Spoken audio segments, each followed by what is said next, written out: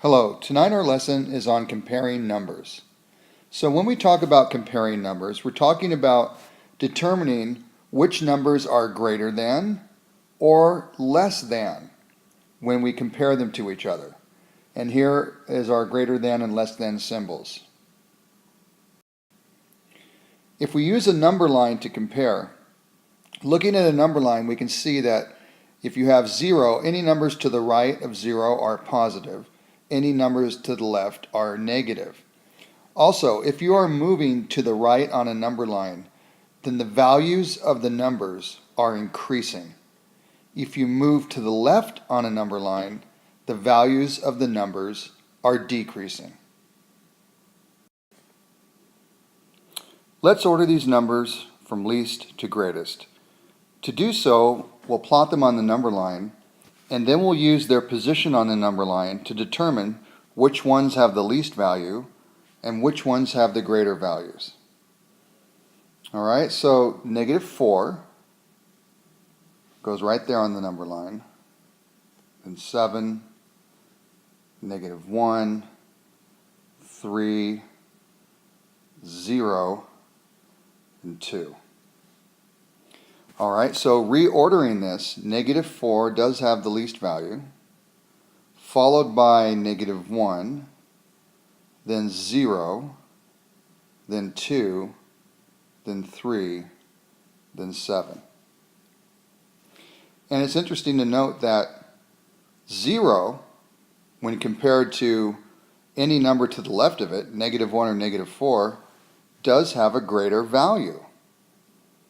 And sometimes students will forget that because they think a number like -4 is bigger than 0. Well, in terms of absolute value, that's true. But in terms of just value of a number, face value, it's not true. All right, let's compare which of these is greater. So we have two problems. First, problem A, comparing -1 and -10.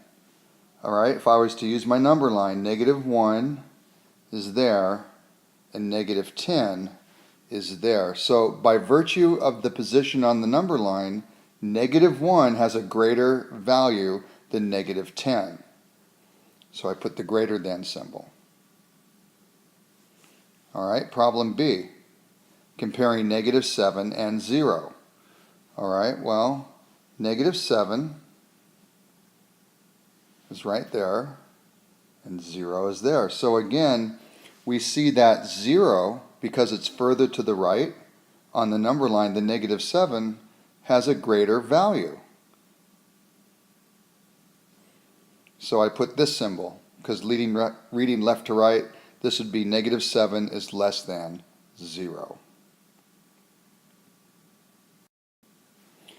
Alright, now let's compare these. Let's start with A.